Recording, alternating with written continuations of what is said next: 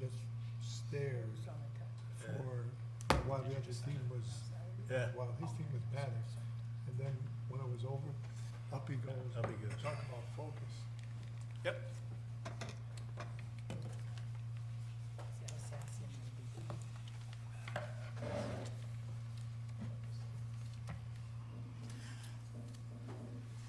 Jonathan, how are you?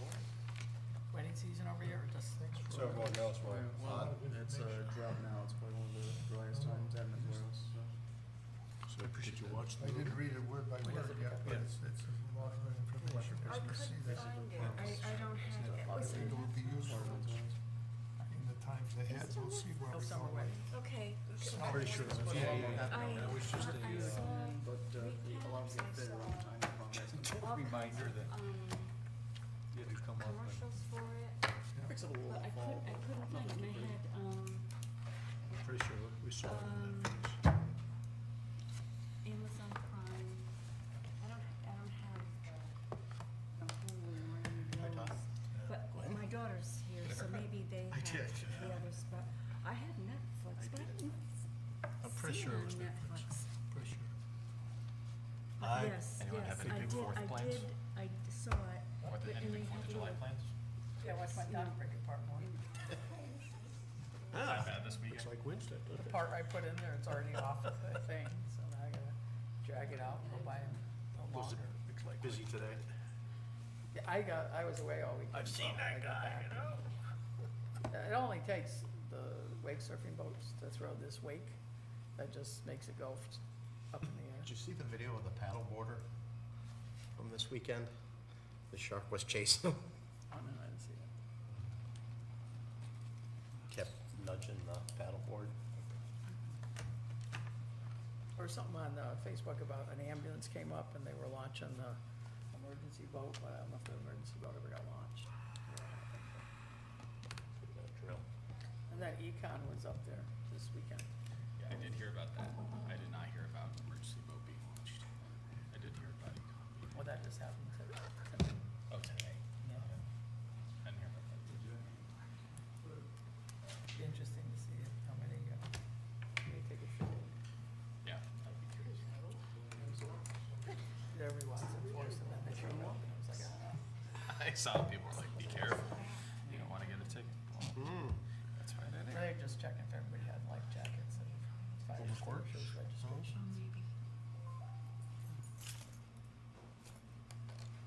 They usually come and then they don't, you never see them again. Maybe like them spread it out. Thanks, Todd. Linda got it, not me. Everybody else up? Except for Jim Rollins. But, I will send him a text and we We can have get. a way. You don't have to wait for him. Yeah, no, we don't have to wait for him. I'll just make sure he's on his way.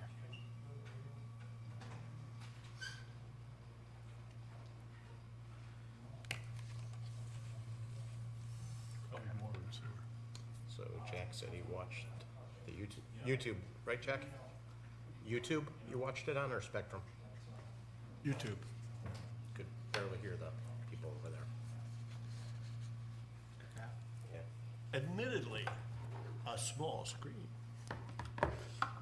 But Yeah, you don't wanna see it in big screen. Did you have your volume turned on? You're right.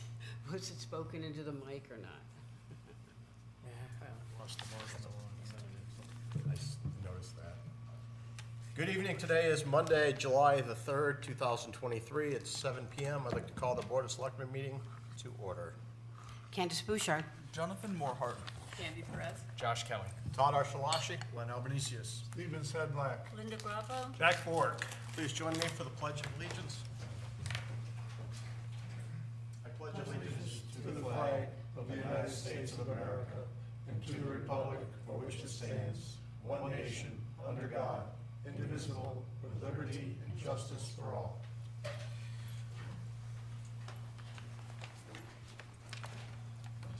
Agenda review, do we need to add or subtract anything? Seeing nothing, can I have an approval of minutes for our regular meeting from July 20th? I'll make that motion. Thank you, Jonathan. Is there a second? I'll second that. Thank you, Steve. Any discussion? Seeing none? All in favor? Opposed? Abstaining? 601. Thank you. The Board of Selectmen welcomes public comments. Speakers will be limited to 3 minutes or less and may speak once. Please give your name and address. Anyone wish to speak?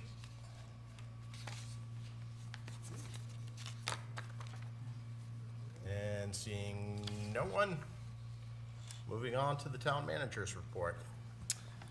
Thank you very much, Mr. Mayor. Good evening, everybody. Thanks for being here. We have a few different updates for you as we go along tonight. The big one, I think everybody's heard at this point, we had a budget referendum that did pass.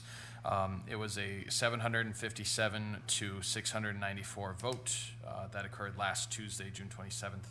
Thank you to everybody who voted, and especially thank you to those of you who had questions and decided to come on out, take the superintendent of schools and I up on our offer to meet with anybody around town with the various informational sessions that we held.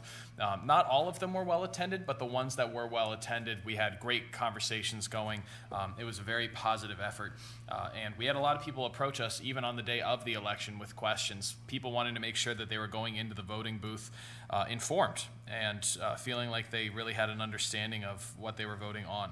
So I think you're going to see more of that going forward into the future, that type of outreach from the superintendent and I. Regarding grants, the town has been notified of a $128,000 grant award for environmental reviews to be completed at 10 Bridge Street, Building Number 1, through a DECD Brownfields grant program. And the town has also been notified of another award totaling just over $11,000. I'm glad John Weart is here tonight. Another $11,000 to install a dual-head EV charging station at 75 Rowley Street, which is our recreation facility. So slow progress, but steady progress, I'm very happy to say.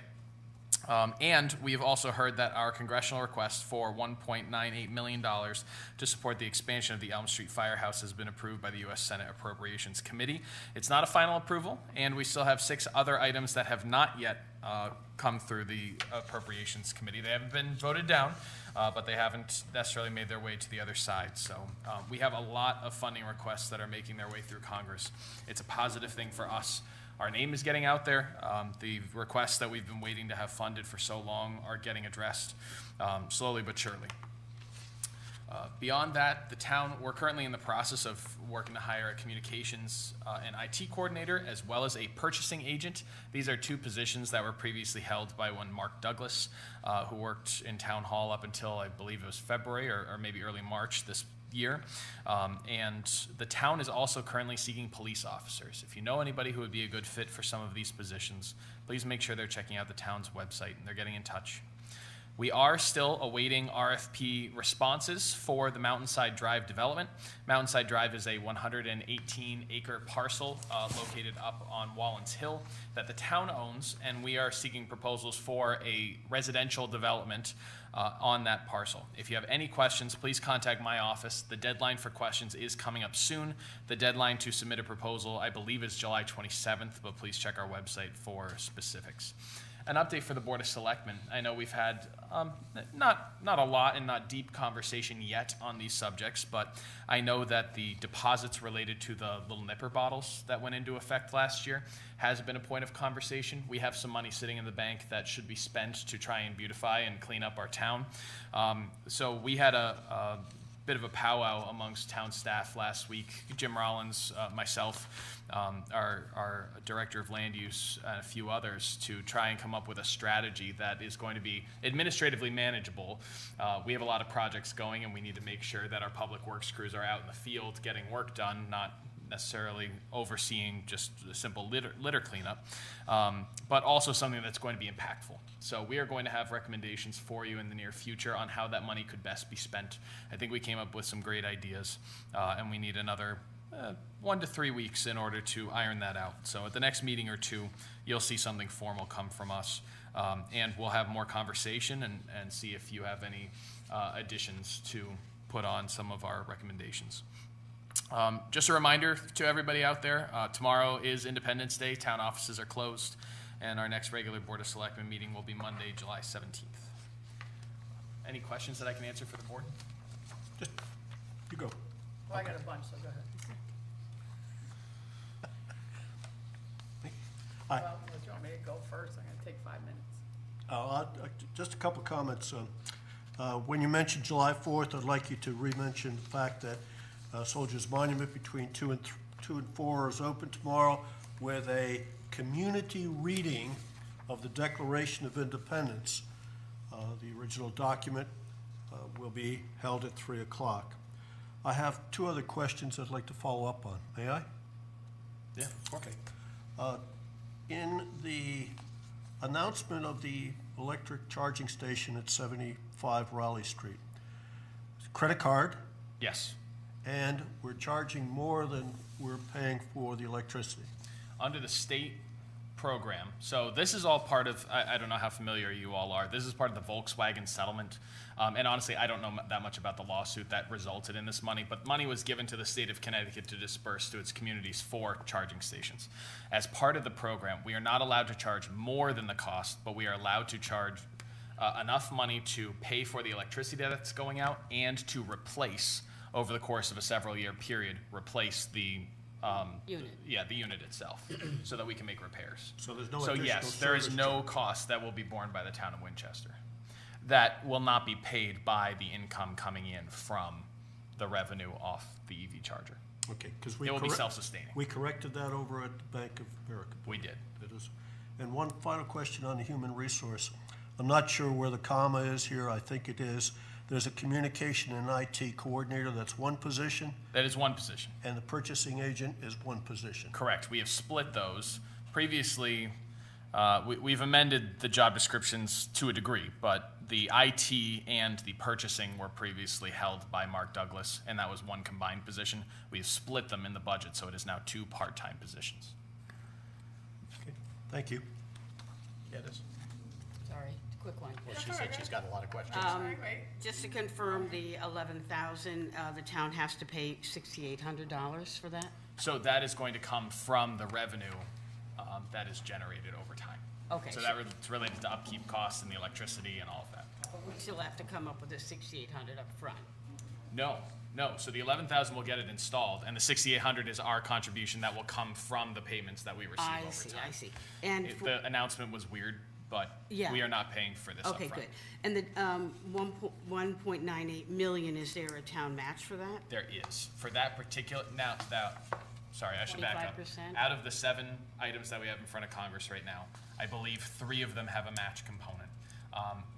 I believe 2 of those are sewer-related match components, and the only one that requires a true town match is the firehouse, and that's what's gone forward out of the Appropriations Committee.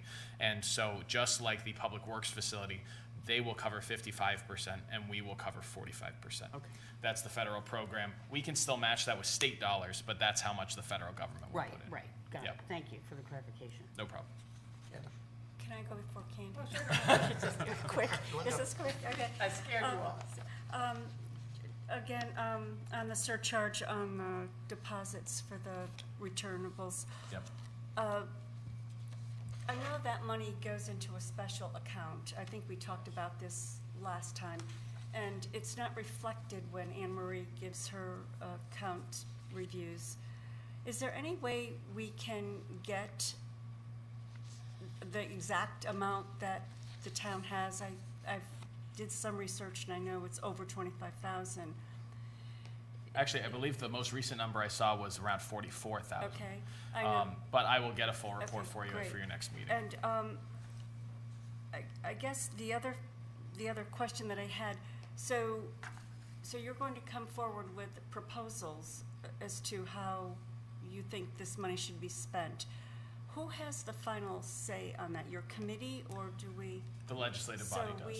So you present what you think Yep. should be, okay, So, and how it should be spent? and I hope that this will be collaborative, because we've come up with some ideas, but we're going to present those ideas to you, and you might say, hey, that sounds great, let's get started, and you might say, well, actually, I had an idea, and here's what I want to contribute.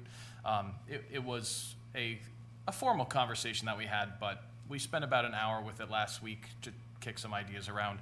I think that like I said, we have some positive ones that are going to help us get cleanup activities jump-started, but it's not going to use all of our money. So we'll still have more money for new ideas, for new programs, and it's an ongoing revenue source too.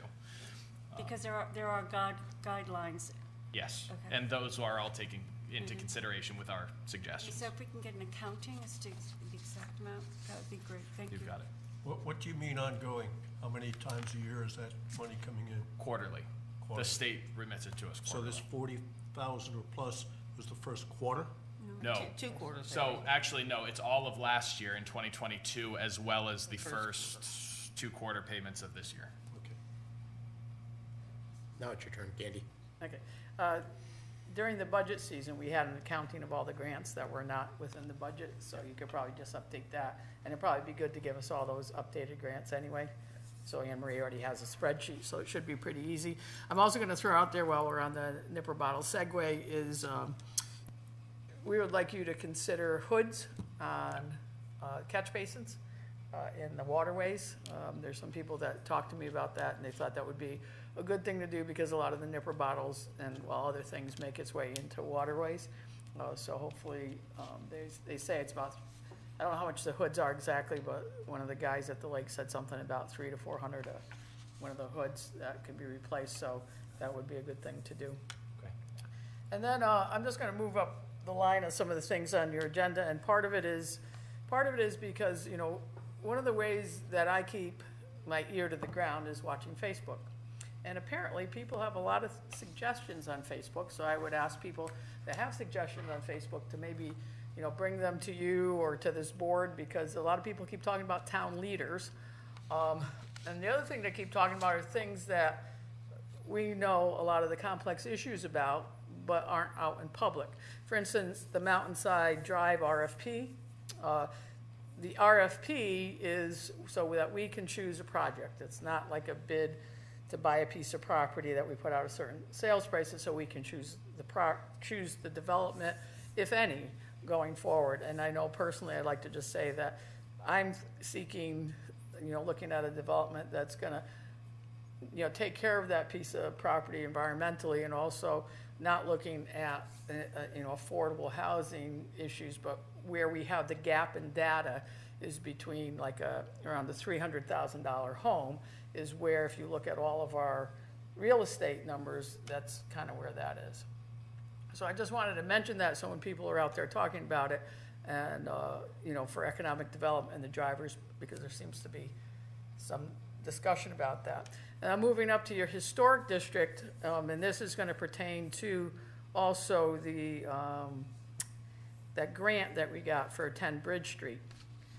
Just a little history for everybody for 10 Bridge Street, because that was another topic of discussion, especially I think it was Saturday. 10 Bridge Street has, you know, been obviously around, you know, since it closed down as what we all knew as a furniture store and other things.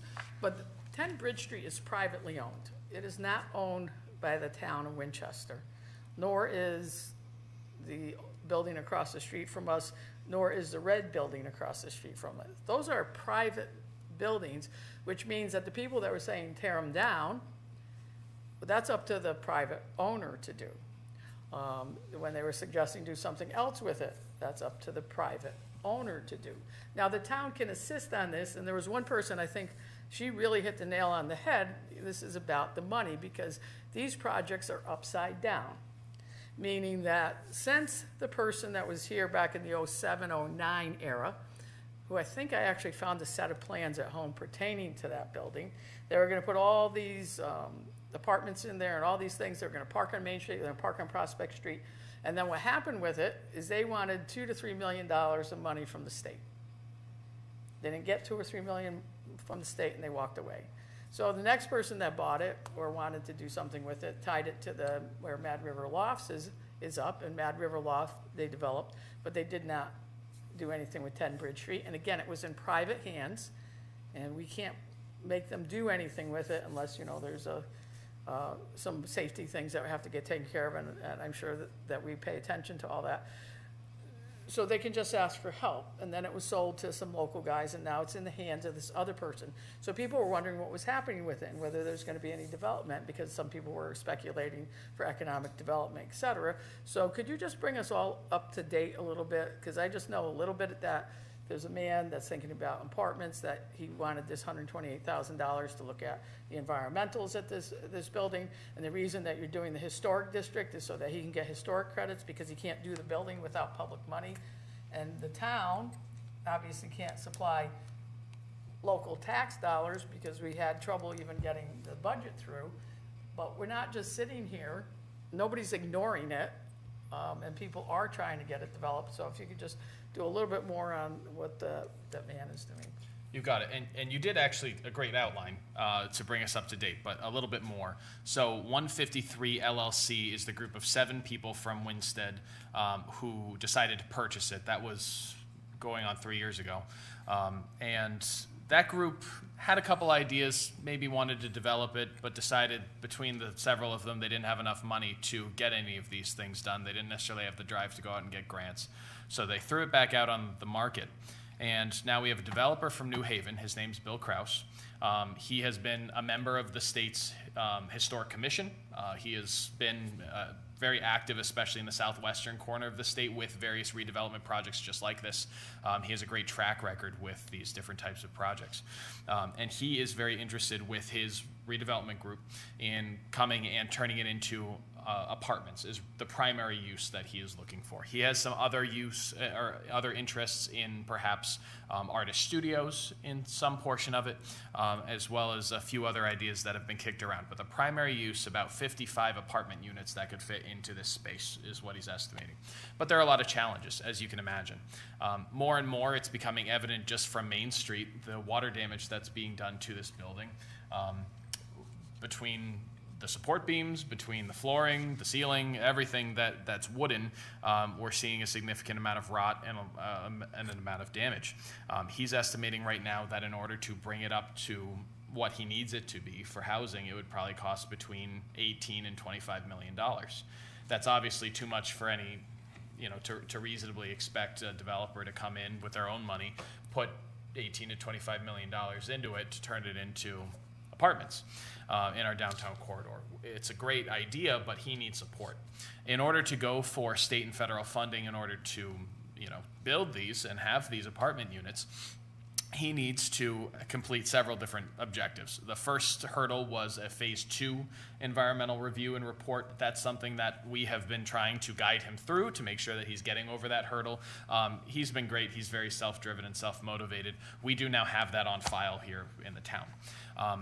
My understanding is that the $128,000, which we have partnered with him, the only way that you can receive this brownfields money from DECD is if you're partnering with a local community, a municipality, and so we have partnered together. We submitted the application on his behalf. He wrote the majority of it. We submitted it, and now we have $128,000. That's going to get us to the next level with a phase 3 review for environmentals, as well as a significant amount of testing completed. And I know that a significant amount of testing has already been completed. Once we have all of this information, though, he's going to have all the materials and the data that he needs to put these state housing and federal housing applications together so that he can bring the development to Winstead, really invest in this building, bring it back to its former glory, and bring new life into it. So he's, like I said, motivated, and he's projecting that anywhere in the next 2 to 4 or 5 years, this could become a reality. But he's got to keep chipping away at it, and we're trying to help him the best we can. And that study, the environmental study, would also be there if the decision was, he made the decision to tear it down. Exactly, and it would be solely his decision. We have no say over that. Could you repeat his name again, please? Bill Kraus. Spell it? Kraus. BILO. Any other questions? Thank you. Just like to point out, I'd like to thank the 1,451 residents that voted for the budget. It was the biggest turnout we've had for a budget in quite some time, so thank you. Correspondence, anyone have anything?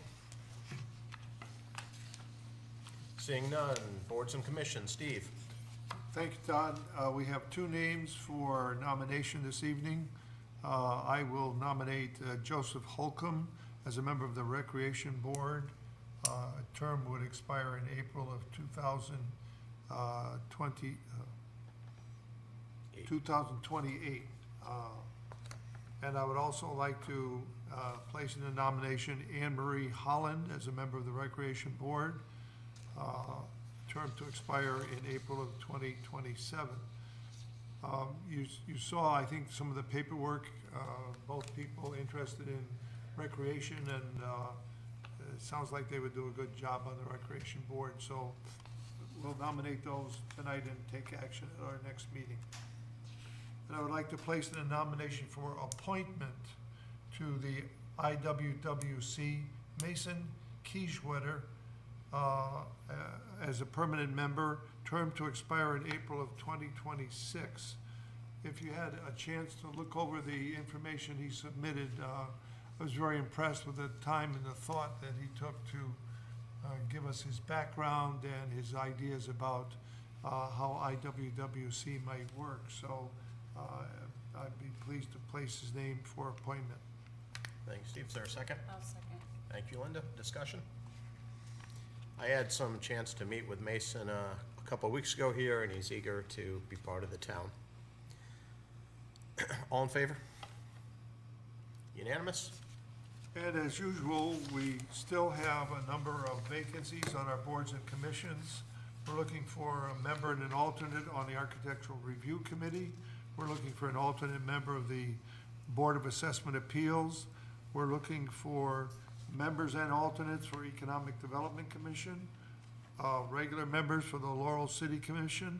We're looking for a member of the IWWC, although we may just have solved that issue right there.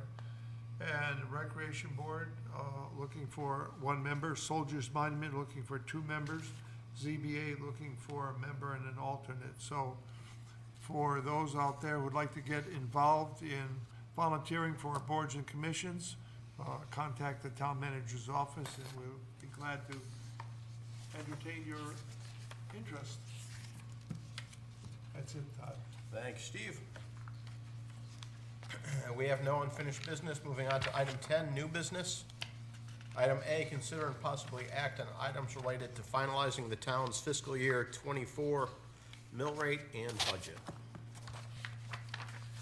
So looking at the paper in your packet that is titled Collector of Revenues, this is the document that needs to be signed by all members of the Board of Selectmen tonight. As you can see, there's basically a recommended motion here beside the word voted that says the tax rate for real estate and personal property and the motor vehicle bills will be set at a mill rate of 26.39 mills based on the grand list of October 1, 2022. As we've discussed ad nauseum here in this room over the last many months, we have seen a mill rate decrease related to the revaluation. And based on the grand list that was developed from that revaluation dated October 1st, the new mill rate will be 26.39 mills. So a motion to that effect would be in order, and as you can see here, the Collector of Revenues is recommending a due date of August 1st for real estate, personal property taxes, and motor vehicle taxes. And with that due date, the last day to pay without penalty would be, my understanding is September 1st. So this is a 1-month delay on the, on taxes So moved. for the first billing. Thank you, Candace. Is there a second? Second that. Thanks, Steve. Any discussion? Yeah, just to be clear, normally our taxes would be due on July 1st with a grace period till August 1st. So now it is August 1st with a grace period to September 1st. Noted. Any other discussion? All in favor? Unanimous? Thank you. Item B, discussion and correspondence from the Water and Sewer Commission. So if it's all right with all of you, please come on up to the front, because I'm sure that you'll have items you'll want to share. But I'll go through really briefly and provide the exposition. The Board of Selectmen has allocated $1.4 million worth of ARPA funds to the sewer department for 4 different projects. And so that includes the septage receiving station, pump station rehabilitations, plant raw water pumps, and a step screen. So as you can imagine, these costs have been astronomical. The costs, when we approved these initially, we thought inflation was at one level. Inflation just kept going. And I think that all of the different manufacturers and firms that create these parts in particular have been overwhelmed and have been able to charge really whatever it is that they might want, and be able to get it. But the Water and Sewer Commission, which I assume Jim might have a little more to say about, has come up with a plan to try and fund really one project up front with ARPA money and with a little bit of work with you, to move some of this funding around and to use the remainder of those ARPA funds to match the $1.96 million of congressionally directed spending that we have requested, that requires a local match, as I just described to you a little bit earlier. Jim, do you want to weigh in a little bit more? Yeah, for the record, Jim Rollins, Public Works Director. Josh pretty much summed it up right, with maybe the omission of the complexity of the raw water pump project at the sewer plant. Yeah, everything is, there's price gouging everywhere. We're all aware of that. But the biggest problem here, we thought we actually factored in some of the price gouging when we came up with our estimates. The biggest problem is the raw water pumps at the sewer plant. We thought going into this that we could remove the old pumps and put in the new pumps. They're just worn out. Well, it turns out the modern pumps that are more efficient and able to do the job that needs to be done can't run off the antiquated control system. The antiquated control system is really pretty primitive. It's amazing it works, and it's amazing they had this technology in the day, but it's completely outdated. So in order to make this system work, we have to update the controls. We thought about just updating the controls and leaving the motors, because, get something going, but the new controls can't run the old motors. So it's an all or nothing kind of thing. You could do a partial by leaving half the plant running off the old controls and the other half of the plant, swapping over to the new controls, but the money still doesn't work out. So what we've come up with as a commission is to kind of reallocate the money, and let me explain kind of how that works. Going into the project, the first thing we wanted to do was get these raw water pumps and the pump stations going. They became pretty complicated, so we, while doing that, we focused a little bit on the septic receiving station. And when we realized we were really going to be hurting for money, Alex backed off the plan that we had, which is what we would still like to do eventually. And he was able to find a very cost-effective method for controlling the amount of septage that gets dumped. And the big problem is there's a lot of nutrients in that. When it comes into the system, it just gets pumped right in, and it changes the chemistry. And the whole sewer plant is really just a giant chemistry experiment where you're trying to match your flows with your nutrients, and it's a delicate balancing act, and that kept throwing things off. So what he came up with was a laser float that could sense the level of, the waste that was brought in, and, put the pumps on a timer to douse the nutrients into the system at an appropriate level where it didn't change the chemistry significantly. And that's been working really, really well. It does need a permanent fix, but we've gotten a lot of bang for our buck. The good thing about that is it leaves over $200,000 of that money, still, available. The sewer plant, or the sewer pump stations, there's two of those, two different projects. One is the Danfield pump station, that's pump station 2, and then the one right outside the sewer plant, which is pump station 1. Both of those require basically the same project. Dropping a vacuum prime pump system in and getting the very deep confined space pumps out of there. We're moving along more or less on schedule with that, but again, a little more complex than we anticipated, and we need to shift some money into that project. I briefly spoke about the raw water pumps. We anticipated $350,000 for the pumps. Turns out the actual cost opinion of the last engineering price that we got was like 1.6 million. So that really, just threw us into a loop.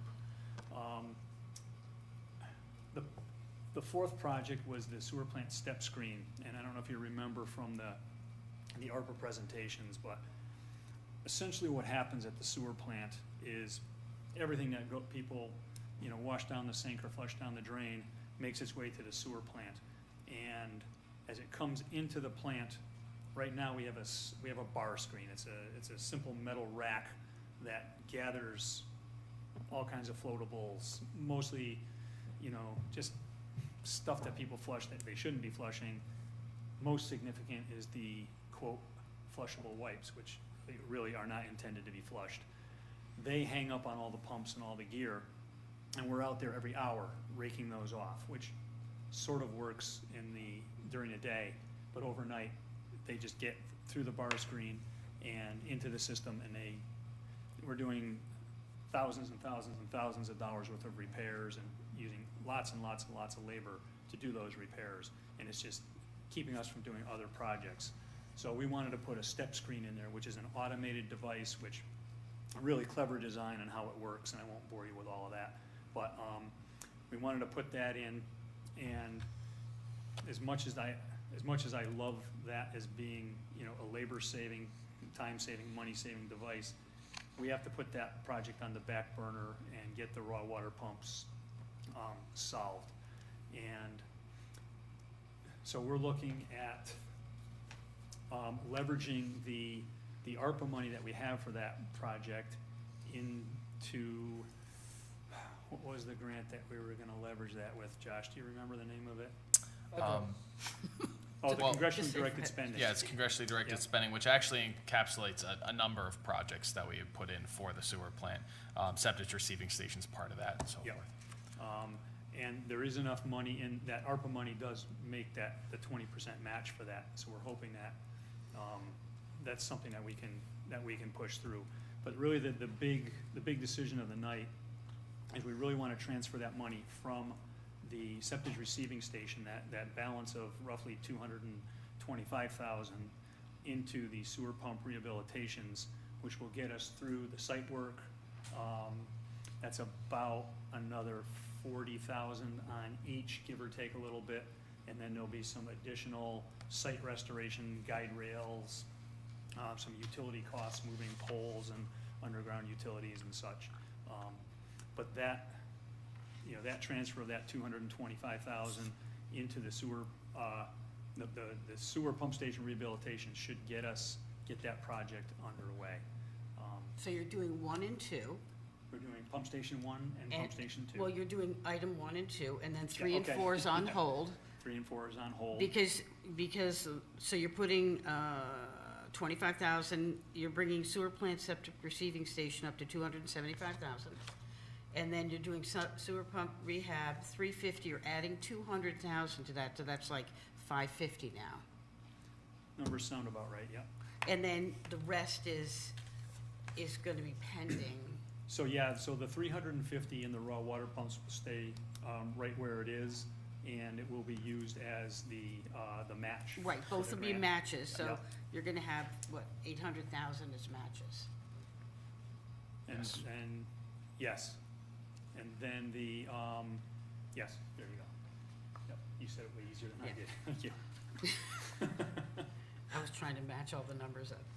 There's an extra 25 floating around there in the first two Yeah, projects. there is, but I don't Right. always like to cut everything to the last inch if Right. I don't have to.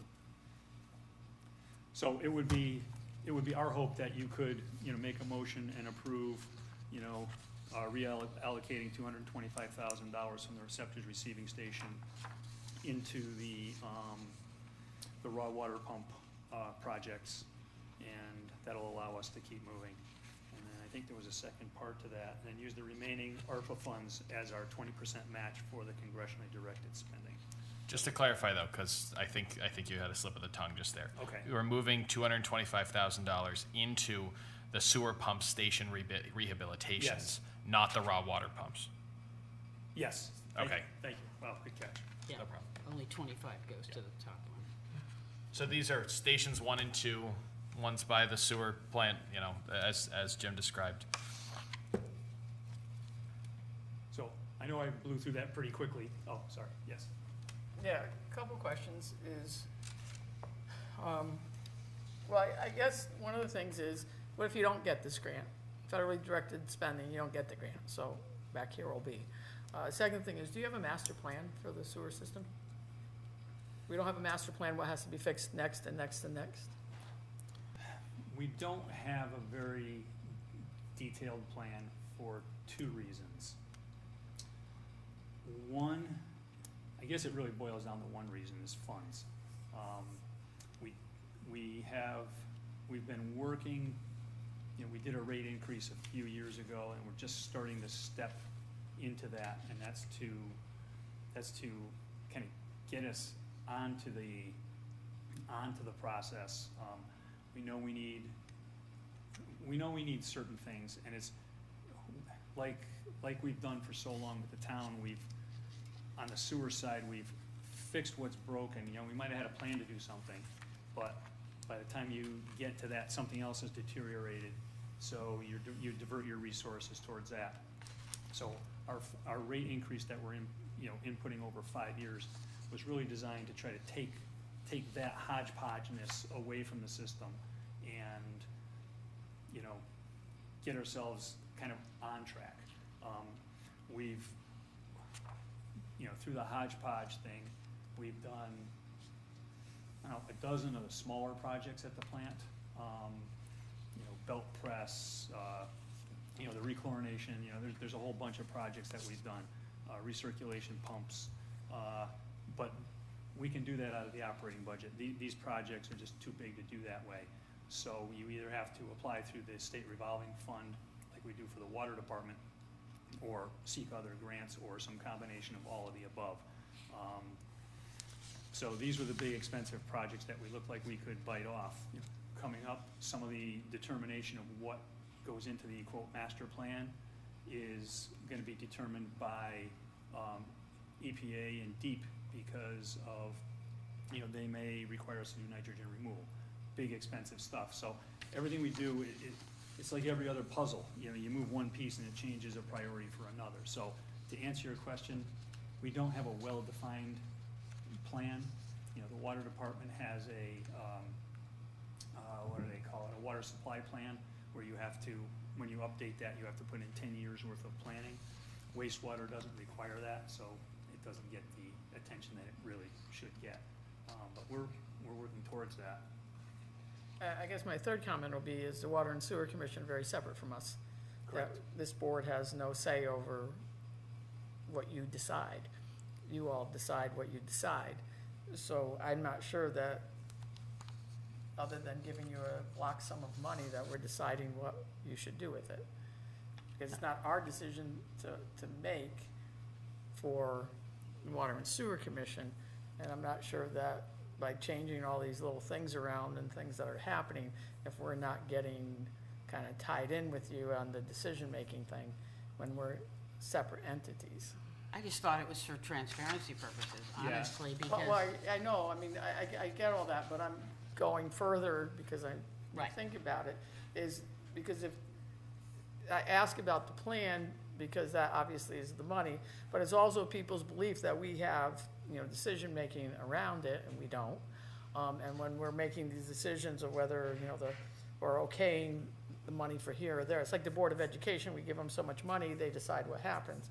So with you guys, it's like we gave you ARPA money, and maybe you all decide what happens with it. Yeah, but the ARPA money is, we authorize the designation of it, so Yeah. it's just acknowledging that it's, you know, Yeah. being moved around, and 800 is being saved for another project. I don't think it's authorizing any actual. But you'll be back again if they don't give you federally directed spending. Oh, I don't know if we'd be back, well, I guess we'd be back in Because you're asking some for it to save it fashion, as a match. whether we we'd have to fund it somehow. Again, we'd probably have to come back in order to go through the state revolving fund. I think we had to do that on the water side. I don't know. But wasn't the ARPA fund really mostly about handling this sort of infrastructure, water and sewer? That was Sewer. one of what they called one of their. Key. Yeah, one of their high priority uses or Right, something like exactly. that. Top 4 So, uses, yeah. Yeah. But one of the options that the Board of Selectmen has, just to your point, is you could make a motion tonight to say, this money, this $1.4 million is allocated for any project that the Water and Sewer Commission sees a need for. Please report back to us at such a time as to what the use was, if you felt that that was more appropriate. That would give you flexibility in the event that the grant falls through, even if it is still your plan now. Yeah, that would certainly cover things. Again, Candace said it well. She says, the Board of Selectmen authorized the money, so in these allocations, so you should at least, Be aware of how. yeah, you should at least communicate to them that it's, a little more serpentine than we expected, so. I think a motion just to acknowledge that the Water and Sewer Commission is moving the money as they see fit would probably be fine for the board. Because I'm in agreement with Candy that it's not really in our scope after we allotted the money to them.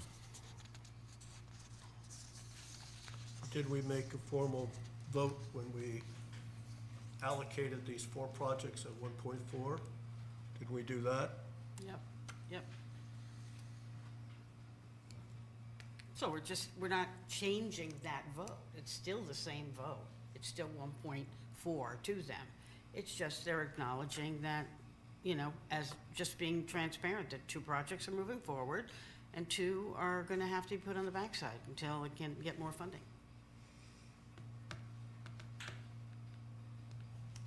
Any other discussion? Jim, one of the biggest numbers in that grouping of 1.4 was the $450,000 for the step screen. I remember a conversation that you guys were presenting that, and you thought that that was such an important aspect, and now you're mothballing it. Was there a potential doing something else to make that less labor intensive? Is there any pathway steps that you could take? Because I recall that discussion being. You're not this wrong is about critical. that. That is an essential piece of making that plant operate more reliably. And the reason we omitted that as again, that was my #1 project, because I hear all the horror stories about what goes on down there because of those rags. We had to do the math, and we had to weigh it out. If those 2 pump stations go down, water doesn't get to the plant. If the raw water pumps go down, no matter how many rags are in it, it doesn't go through the plant. So you have to take order of, kind of like math, it's the order of operations. And without having those other ones, we don't need a step screen. It's really that simple. Without the water going into the plant, you don't need to screen it out. So that's why we made that decision. But it's the direction we need to go, for sure. And you're still looking for some kind of money to do that. You said it's a. Well, yeah, the point is to leverage that, that 450 Yeah. to, get the grant or to get the, I don't know why I can never remember that, the congressionally directed spending grant to fund the rest of the project. And, yeah, we don't know if we'll get it or not, but we'll have to find a way to fund it. Those are the difficult decisions that you just, you have to do what you have to do, and how you get there is a very challenging thing. And so, just to clarify, in the congressionally directed spending, I actually found after I submitted the application, I found the email summary that I sent over to you. So the $1.96 million, obviously we would need to go back out to bid for a lot of these projects and get updated numbers. But the intention of the grant is to complete the installation of the raw water pumps and the control mechanisms that you need to get that into place, as well as the step screen when you pair the 1.96 million and the about 800,000. So you're just about there, if not even maybe a little more flush Yeah, than you need to be. I think the math worked out I think so too. And then there's one other sewer-related, congressionally directed spending request that we made, but that's not related to any of these projects. Any other discussion? When are we gonna know about the grant? So we actually heard about the fire station way earlier than I heard about anything last year. Last year, I really didn't hear about any step of that process until December. It was Christmas Eve, I remember I got the call, and that's when it was all approved. It's entirely based on the federal budget. Their budget cycle begins October 1st, so hypothetically, by the end of September, we should know, but, I mean, we all know that that's not gonna happen, so, just thinking realistically, I would expect that sometime in October or November, we will have an idea of whether this funding comes through. Jim and I have had those conversations.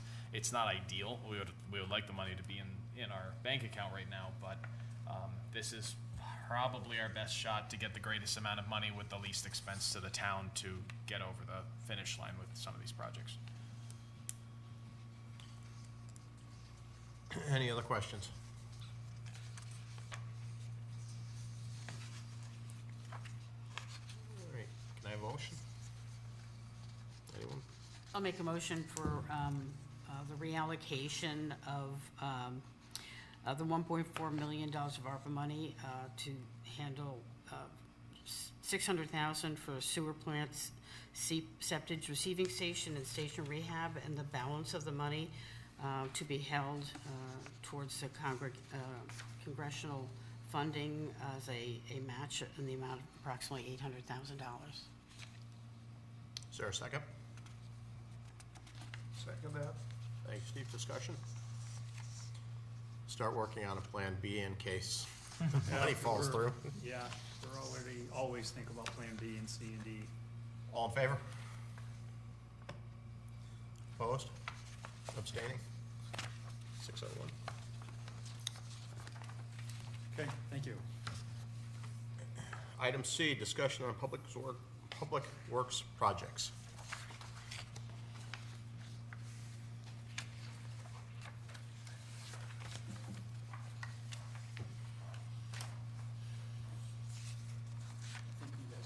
Jim has so much. I know that all of you have had the chance to take a look at this in your email accounts, the information that Jim's passing out. I have a copy, no worries, Jim.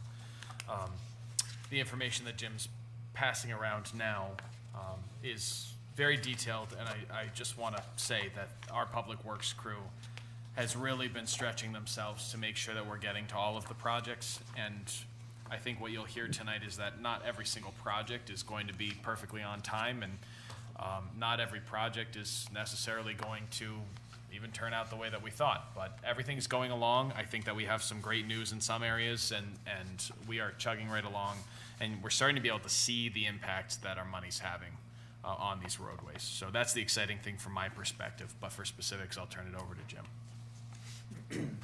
So this packet I just handed you is in a specific order.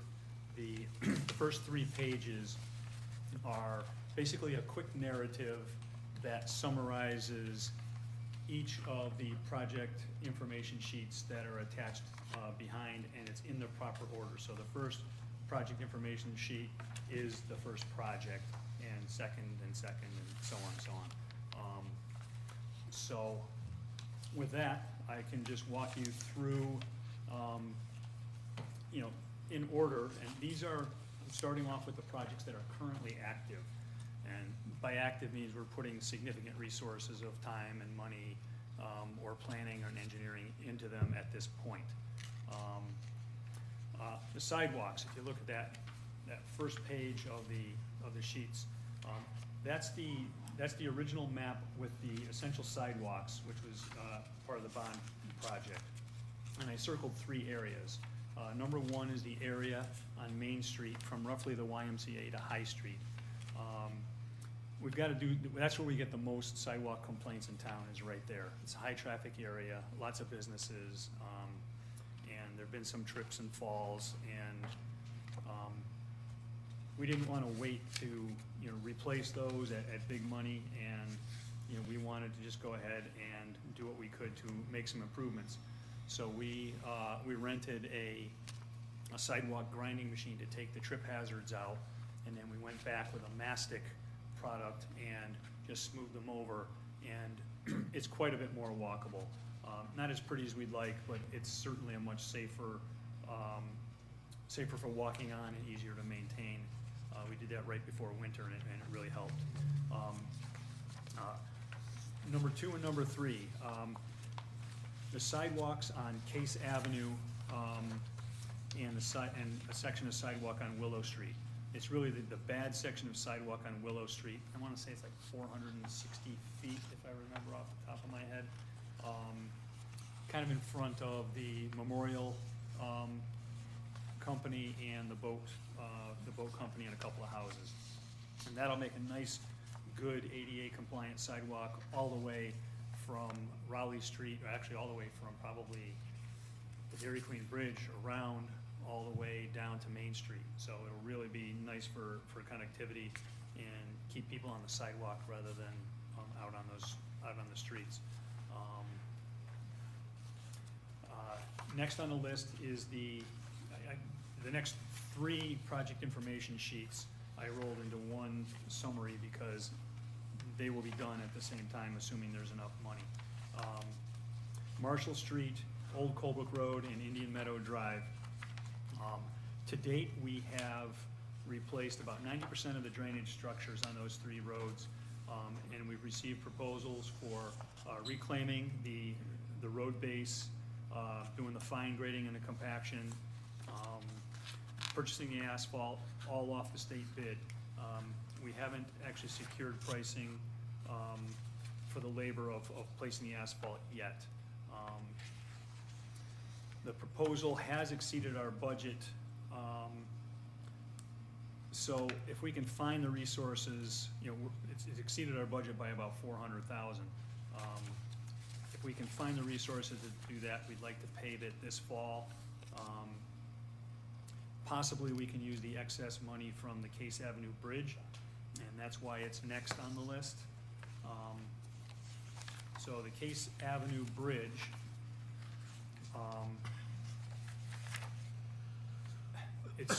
it's underway, it's going well.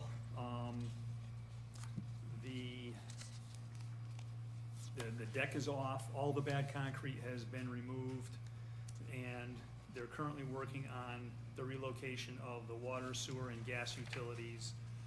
Sandblasting is underway for the tops of the beams so that they can start forming the deck. Once the deck is being formed, and then they're gonna sandblast and paint the rest of the beams below.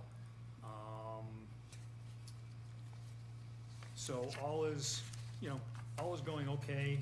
The deck, they're supposed to start in early July to start forming that. So it's pretty much on schedule.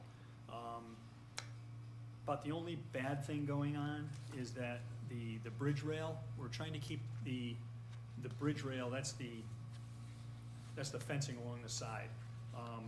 We're trying to keep it consistent with the more recent bridges in town. I guess you'd have one of the Meadow Street bridges, Division Street, and also the fencing along Main Street. So that's what they call a metallized bridge rail.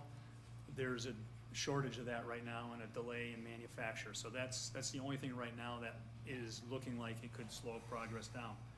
But there is some great news, which gets me back to our cost overrun on Marshall Street, is this bridge is being done through the federal local bridge program, which historically pays for 80% of a bridge. So we budgeted about $450,000 for that project, and they decided when they got the bipartisan infrastructure money that they were going to put it into the federal local bridge program and spare the local municipalities that 20% burden. So that $450,000 is going to be picked up. So the whole bridge is being paid for by the federal and state government and not from us. So that enables us to reallocate that money towards other projects in our bond. And it could be Marshall Street should we choose to go that route. The next project information sheet is for the Case Avenue reconstruction. Case Avenue, just down here, along the side of, perpendicular to Main Street, is scheduled for complete reconstruction of the road base, the drainage, replacing any of the sidewalks that are not new or very modern. And Dayton Construction won the bid, and they are already preparing submittals and getting those into us. The next step is they plan on staging at the Bank of America at 44 Elm Street, just as the other contractor did when they did the water mains. It worked out pretty well. And again, the good, we're pretty much on schedule for a December completion on that project. Can I ask you about Center Street, since you're in the middle of, in that area, isn't that to be paved by Eversource? So we have the Eversource money, are we not doing that at the same time? Eversource ran their sidewalks down, ran their gas lines down the sidewalk, and they've replaced that sidewalk already. Where they're in the road, we do require that. If we have a project that we know is coming, instead of having them pay, we just take a fee in lieu of, Right, and then that covers. right, so the paving. do we have the money and are we paving it? We did water lines on Case. So we did the work on it, and it wasn't Eversource? Right. Got it. But the water lines, there'll be a contribution from the water department and the contribution from the town to do the paving on that. But you're not doing it when you're doing Case When we do Case Avenue, the paving will be done. on Center Street? Oh, Center Street, I'm sorry, I was still on Case. No. No. Case we're doing, I know. Yeah, But sorry. I'm looking at Center Street and how hacked up that is. Yep. Who did the hacking? Us? That was both. That was Okay. a little bit of water, a little bit of, oh, wait a minute, I don't know if Eversource. gas was on that. I'd have to go back and look, I don't know if gas did It's that. a mess. Oh, it If is somebody a did mess. something, so I'm just, if you're So- there at Case, why wouldn't you be pacing Well, Center? Because we've Anything. got to do other things too. We've got, curbing, we've got drainage, we've got sidewalks, and the paving, the milling and paving is one thing, but we don't want to really do that and then have to go back and fix the drainage. So there's that amount of time in there that you just live with the roughness. We kind of got that going on. Oh, so you're saying Center Street requires drainage to be Yeah, done? it That's why requires- you can't do it, because the drainage isn't done. Okay, that's all. So is there a plan for Center Street right now, or a projection? No, that's just bandwidth. It's just, I didn't know if it might be able to be tacked on Elm Street or something like that. It makes Coming sense. from the other way. we Yeah. could if we could find the money for it. That wasn't part of the project, so. Okay. We'll talk about it. Yeah, well, Okay. it's, like every other thing, it's I a know. work in progress. Okay. So, just back up quick, the good is they're pretty much on schedule for Case Avenue, for their, targeted December completion. Right. The bad is the winning bid was about 300,000 above what we, anticipated. But we are intending to use the pedestrian experience, community challenge grant money for the downtown sidewalks, which is what that was, partially for, to offset about 250 of that. So we're still, a little bit of change here, a little bit of change here, but still moving in the right direction. But that's pretty much the end of the 2023 projects, because everything else is 2024. Could be. I honestly, I don't. It is. Okay, In reading well, through this, I'm going to let you know, the only other thing to add to 2023 is West Wakefield, which you just completed. Everything else is Okay. 2024 and beyond. Okay, I didn't put it in a chronological order. I know. did it I think more- chronologically, because what are we going to announce? And then Yeah. on top of that, you add the whole list of streets you have for Yep. crack sealing. Yep. Got it. Yep. So that's Case Avenue road reconstruction. Next on the list is the Whiting Street project.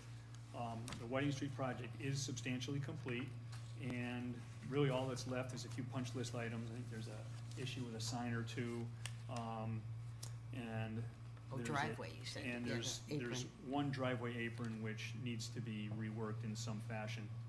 We're working with the homeowner to figure out what'll work for them and, still work with, the grades. What ended up happening, what complicated that is to make the road grades all work for the drainage. The elevation that their driveway meets the road/sidewalk dropped by about 3 inches. And that 3 inches made it steeper than it was. And the profile that we put it in, we didn't just do a straight run down, we kind of flared it, and that's causing a bumper to drag and a little difficulty for the people walking. So we're trying to work with them to figure out the appropriate repair. And I don't doubt that we'll figure something out, and I don't think it's gonna be ridiculous, but we just haven't resolved it yet. Staying in that neck of the woods, the Holabird Avenue reconstruction, which is basically from Whiting Street all the way to the very top on Florence Street. That project is really keyed by the failing drainage system. The pipes have completely worn out, the bottoms are gone, and we keep getting sinkholes, and it's awful. The design and bid documents have been submitted from the engineer back to Public Works for our review. Once we're satisfied with those plans, then we have to forward it to the COG and to DOT for their review. Once they get their review, then it can go out to bid. We were hoping to get it out to bid this spring, but it's just not gonna happen, so we're gonna have to put it out to bid in the winter for a spring start of, spring of '24. So the next one is the Elm Street project. Originally, this project was gonna be from Center Street to Gay Street, and then we decided to go with a steep grant to finish it all the way to Main Street and take the sidewalks and get all the drainage and really make that thing right, all the way from Main Street to Gay Street. And that's sidewalks, drainage, a very complicated, very difficult job, because there's 0 grades for the water to run in the drainage system, and there's a ton of utilities you've got to weave through. Probably the most difficult design I've ever paid attention to. So it's taking time, it's costing a lot of money, but again, same thing here, that everything's been submitted to us. We just have to review it and then forward it on. Didn't realize it was only going to Gay Street. Yeah. From Gay Street up isn't so bad. Sidewalks road is better, but yeah, from Gay Street to Main Street is really, really rough. Next is the West Wakefield Boulevard culvert, for Taylor Brook culvert. Again, this project is substantially complete. A few punch list items are a couple of signs need to be removed, and the silt fence scars, the silt fence has been removed and the scarring from that just needs to be vegetated. And we do have an easement issue that still needs to be resolved. Deep, it took us a long time to convince them that they owned the property that we were going on, and once they accepted that they owned it, they required an easement, but we didn't have enough time to pull that off in time for construction, so we're picking up the pieces to pull that together. But it's, that bridge came out nice. The culvert is working well. Contractors worked hard to open the road before Memorial Day, which was a big help to the people around the lake, so I give them kudos for that. Next is the Highland Lake drainage. And I know you're not gonna like to hear this. I didn't like to have to write it, but the facts are, this project is stuck in engineering purgatory. It's the limited bandwidth of the engineering firm, as well as Public Works, to review what they've given us and push them, has just, it's just, the whole project's kind of ground to a halt. I did not include the project information sheets in here, only because there's just so many of them, and since we haven't been made any progress, it didn't seem worth the paper. And then there's the Highland Lake retrofit program. And I'm gonna have to plead a little bit of ignorance on this, because I know this project is complicated in that picking the right treatments for the right locations requires a lot of engineering. You know, the subject of, you know, catch basin hoods was brought in. And all of this is linked very closely with, you've heard us talk about the MS4 program before.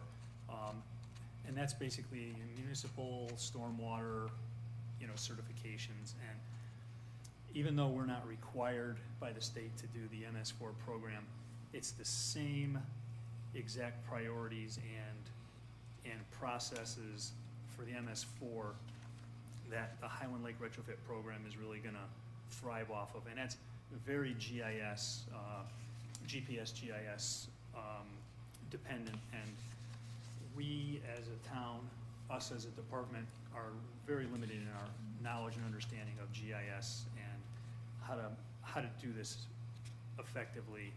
So we've got to up our game there in order to work this, and it makes sense to do it now because we also have to up our game to do another very significant project. Doesn't really affect the town, but the water department has to do what's known as a lead service line inventory.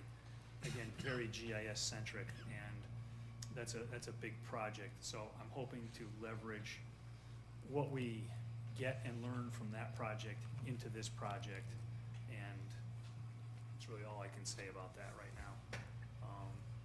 And then the last 3 pages of the project information sheets are the streets that are on the crack seal and chip seal schedule for this year. Crack seal, that's the black painting of the cracks in the road. That started last week, and the chip sealing is scheduled to start on July 10th. And we included 3 sheets on this. We did that for a couple of reasons. Mainly, when we forecast a chip sealed road, we do the crack seal ahead of that. We like to do it in 2 phases. So in fiscal 22, we crack sealed the roads that are gonna be chip sealed in fiscal 23. In fiscal 23, we go back over those roads to capture anything that may have peeled up with a plow or new cracks that have appeared and touch up anything that looks like it needs a little work. Then we follow with the chip seal, and it embeds it and covers it up and makes it last so much longer. So that's why, you know, that's why we showed 3 years. And if you look at the very last page, we're trying something new. I highlighted it in yellow. It's the last 3 roads on the in the spreadsheet. All 3 of these roads were roads that we did with the hot in-place asphalt recycling. Was it 5 years ago now? And for the most part, that's holding up pretty well. There's a few spots where it's not. There are areas where it's just got a high groundwater table in that area, and we can't seem to make our asphalt patches stick in there. So we're gonna give this mastic product a try. I went to a demonstration of this where they were using it to fix around manholes, and it's super durable, and it's kind of like the crack seal with aggregate mixed into it, and it hardens up really hard and doesn't seem to pop out of the holes. So we're giving that a try on those 3 streets and hoping that that's a really good investment. Is that what they used on the Torrington side of Mountain Road? No, the Torrington side of Mountain Road was, I believe they used a rubberized chip seal. Because that side of that road is really good. That's becoming a much more popular way of doing things. It's significantly more expensive. That's what's held, the plowing for a couple seasons, the heat. Yeah. We're just coming up with the other day, because it's, the 2 sections of road are very different. Yeah. Yeah, it's significantly more expensive, and there's benefits to it. I don't know that